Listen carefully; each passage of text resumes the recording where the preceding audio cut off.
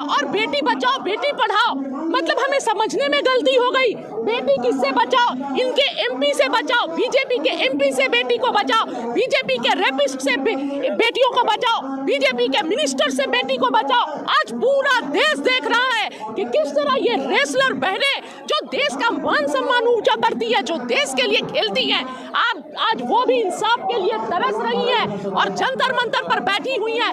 मैं ये बोलना चाहती हूँ कि जब ये ऐसी पावरफुल महिलाओं को इंसाफ नहीं मिल रहा है, तो आप ये सोचिए कि जो आम लोग हैं, जो आम बच्चियां हैं, जो गरीब बच्चियां हैं, जो कमजोर परिवार से हैं, उन्हें क्या इंसाफ मिलेगा अगर उनके साथ कुछ हो? तो ये सोचने का विषय है कि जब ऐसी मजबूत महिलाओं को इंसाफ नहीं मिल रहा है, तो कमजोर लोगों के घर में अगर बच्चियों के साथ कुछ हो तो उन्हें कैसे इंसाफ मिलेगा? ये सरकार निकम्मी, निष्ठुर, अंधी बैठी पड़ी है, किसी को इंसाफ नहीं मिल रहा है। चाहे देश में किसी पर भी जुल्म हो, चाहे वो किसान हो, चाहे छोटे व्यापारी हो, महिलाएं हो, सब ढोंग है, जुमला है। सरकार सिर्फ चंद पूंजीपति लोगों के लिए काम कर रही है और सत्ता में बने रहना चाहती है। आंदोलन जीवी हाईजैक कर लिया धरने को।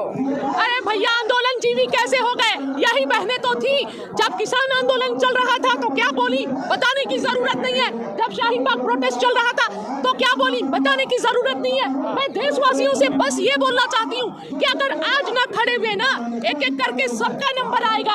हम 2-3 साल से यही बोलते आ रहे हैं, एक एक करके सबका नंबर आएगा, और यही जंतर मंतर से बोले थे। और आज ये जंतर मंतर गवाह है कि देखिए नंबर सभी का आ रहा है। जो चुप रहा और तमाशे देखा, सरकार की नीतियों का समर्थन किया, उसके साथ भी वो कैची में फंस गया। तो प्रधानमंत्री है जी बिल्कुल, क्योंकि चुप है, क्योंकि इंसाफ उन्हें करना ही नहीं है। इंसाफ का की कोई उम्मीद ही नहीं है, सिर्फ ढोंग है। बेटी बचाओ बेटी पढ़ाओ एक जुमला है। मनीषा वाल्मीकि जब हाथरस की बिटिया के साथ बलात्कार हुआ था और आधे रात में उसके शव को जला दिया गया था, उस समय भी बहुत कोई तमाशा देख रहा था, उन बेटियों के लिए आवाज नहीं उठाया। जिस समय मीडिया वालों को भी अंदर नहीं जाने दिया जा रहा था, सरकार से किसी ने सवाल नहीं पूछा कि हाथरस में मीडिया को जाना क्यों मना है, हाथरस की बेटी को आधे रात में क्यों जलाया गया। यह सरकार जो महिलाओं के सम्मान के नाम पर सिर्फ धोखा है, जुमला है, सम्मान करना जानती ही नहीं है। और मैं एक शब्द और बोलना चाहूंगी, थोड़ा कड़वा है। जब प्रधानमंत्री जी क्या बोलेंगे, जब उसने अपनी पत्नी का ही सम्मान नहीं रखा और पत्नी को छोड़ दिए, तो वो दूसरे घर की महिलाओं की क्या सम्मान करेंगे, क्या उम्मीद करेगी?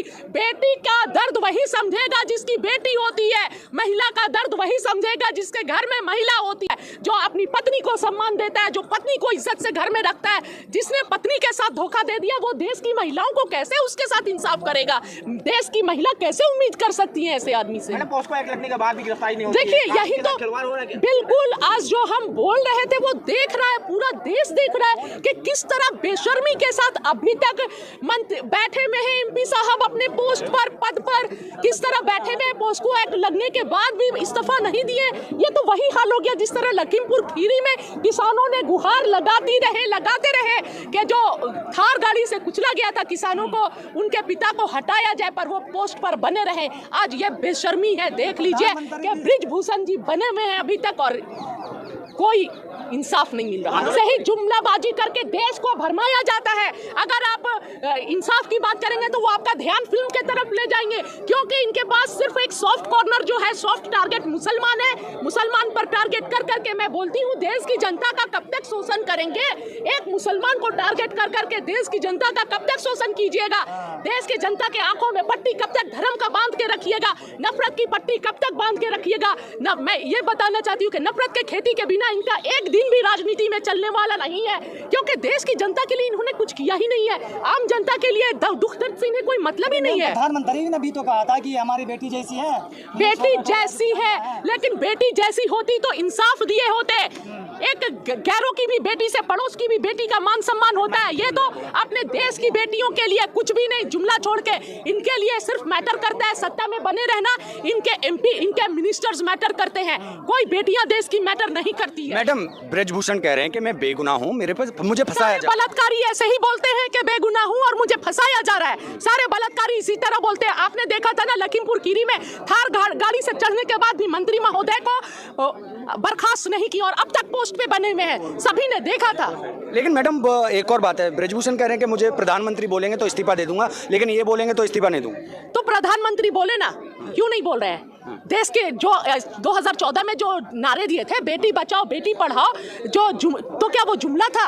ये बेटियां नहीं है, ये वो बेटियां नहीं है जो देश का सर ऊंचा की थी।